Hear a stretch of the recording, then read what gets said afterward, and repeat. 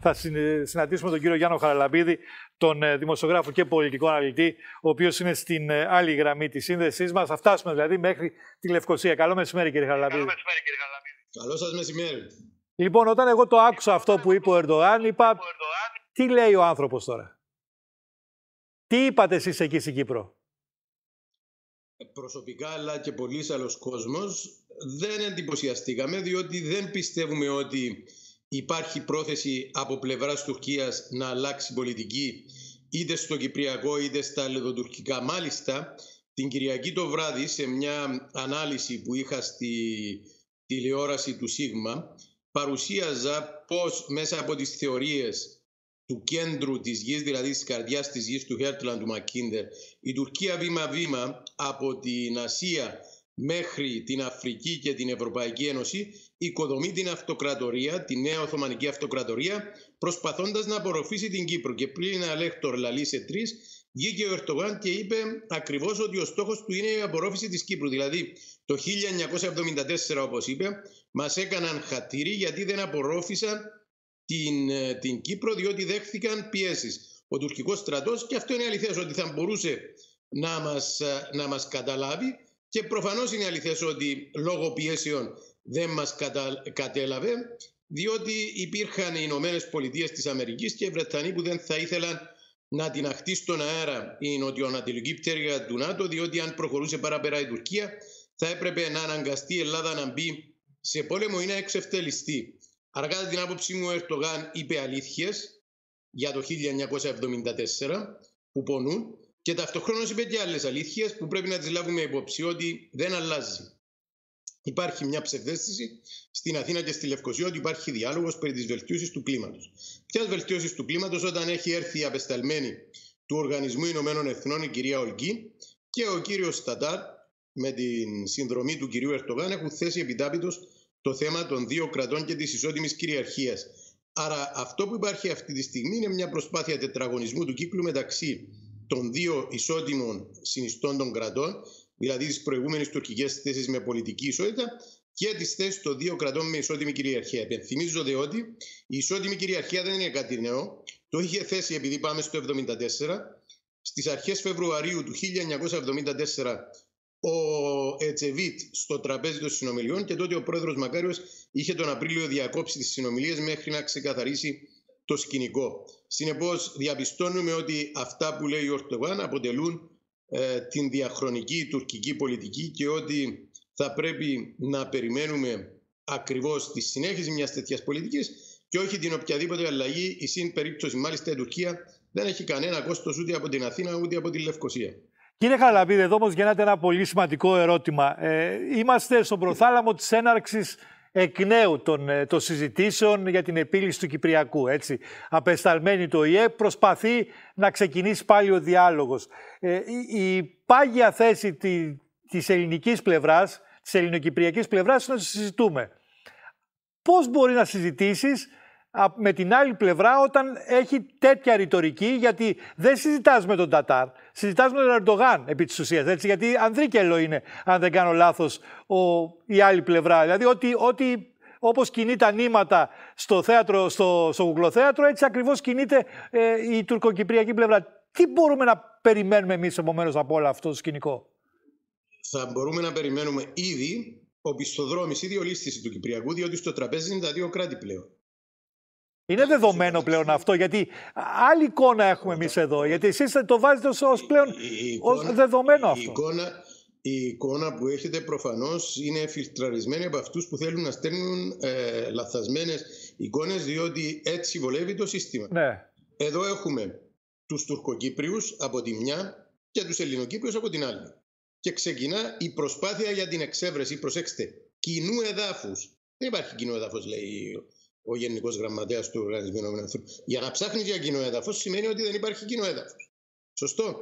Και λέει η τουρκική πλευρά, το κοινό έδαφος για μένα, διαφορετικά δεν συζητώ, είναι τα δύο κράτη και το βάζω στο τραπέζι.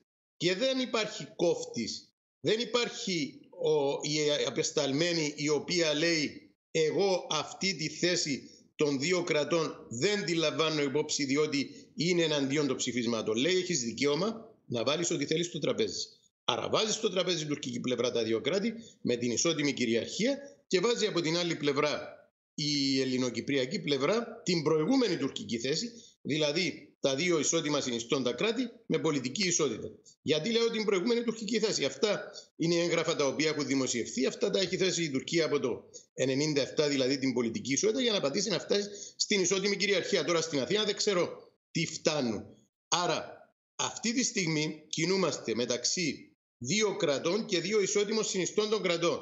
Μιλάμε για χείριστη περίπτωση προσπάθειας επίλυσης του Κυπριακού, που είτε θα οδηγηθούμε σε νέο διέξοδο, είτε θα μείνει πάνω στο τραπέζι η λογική της συνομοσπονδίας των δύο ισότιμων συνιστώντων κρατών ή μιας ομοσπονδίας η οποία θα έχει συνομοσπονδιακό χαρακτήρα. Διορθώστε με αν κάνω λάθος, είναι η επαναφορά του σχεδίου Ανάνδια της Πλαγίας Οδού? Βέβαια. Θα σας πω κάτι άλλο. Εδώ κατηγορείται ο νυν πρόεδρος ότι μαζί με τον Νίκο Αναστασιάδη είχα φύγει από το ΚΡΑΣ Μοντανά και δεν βρήκαν λύση στο Κυπριακό. Και απαντά ο πρόεδρος, ο νυν, με τον πρώην πρόεδρο, ότι εμείς φύγαμε διότι η τουρκική πλευρά δεν ήθελε πραγματική λύση ομοσπονδίας, αλλά συνομοσπονδία. Ερώτηση τώρα. Εδώ και 7 χρόνια από το ΚΡΑΣ Μοντανά, έχει κάποιος διαπιστώσει ότι η τουρκική πλευρά έχει αλλάξει πολιτική και έχει φύγει από τα δύο κράτη κατά τρόπον ώστε να υπάρχουν θετικές προοπτικές επανέναρξης του ούτε χιλιοστό? Άρα, και έρχεται ο Ερντογάν αυτή τη στιγμή και τι κάνει? Το επιβεβαιώνει και λέει, ποιο είναι το μήνυμα? Ότι αργά ή γρήγορα εγώ θα σας απορροφήσω είτε με τον Α είτε με τον Β τρόπο, γιατί μου γλιτώσατε, ως Τουρκία εννοούμε, το 1974. Να σας πω, επειδή αυτή την περίοδο είναι τα 50 χρόνια και από την εισβολή και έχω εκδώσει ένα τρίτομο έργο πώς φτάσαμε στο 1974 και πολλά λέγονται και γράφονται. Ο Αρχιεπίσκοπος Μακάριος και Εθνάρχης είχε διατυπώσει κάποτε μια θέση στο Συμβούλιο του Στέμματος το 1967. Δεν θα πρέπει να υπογραφεί καμιά λύση, λέει, στο Κυπριακό, η οποία να είναι χειρότερη από την υφιστάμενη κατάσταση. Και τότε και σήμερα θα πρέπει να ισχύουν τα ίδια. Δηλαδή, ό,τι μας προτείνουν είναι χειρότερη κατάσταση. Και έχει σχέση με την Ελλάδα, σας πω γιατί. Διότι αν πέσει η Κύπρος, η επόμενη γραμμή άμυνας της Ελλάδος θα είναι στην Κρήτη. Δηλαδή, η Τουρκία θέλει να απορροφήσει πολιτιακά και γεωπολιτικά την Κύπρο, προκειμένου να φτάσει η γραμμή της στην Κρήτη, Κάρπαθο, Ρόδο. Είναι αντιληπτό. Η κυπριακή ηγεσία, γιατί εδώ υπάρχει θέμα. Τι λέει, τι κάνει? Πείτε μου. Εσείς το περιγράφετε γλαφυρότατα. Πραγματικά όποιοι μας ακούνε καταλαβαίνουν απολύτως περί τίνος πρόκειται. Αλλά εδώ υπάρχει κυβέρνηση στη Λευκοσία, υπάρχει πρόεδρος, υπάρχει κοινοβούλιο. Έχετε δίκιο. Τι κάνουνε? Το σύστημα μας είναι προεδρικό. Ναι. Δεν είναι κοινοβουλευτική δημοκρατία. Άρα, ο πρόεδρος για τα επόμενα 4 χρόνια είναι ο απόλυτος κυρίαρχος του παιχνιδιού. Ακόμη και αν δεν του ψηφίζουν τον προϋπολογισμό, μπορεί να λειτουργεί με τεταρτημόρια. Έτσι. Άρα είναι ο απόλυτος άρχοντας της εξωτερικής πολιτικής και της διακυβέρνησης της χώρας.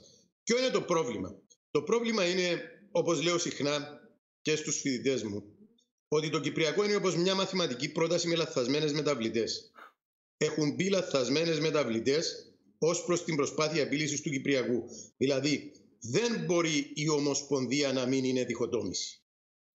Αυτό το λένε οι Τούρκοι από το 1956.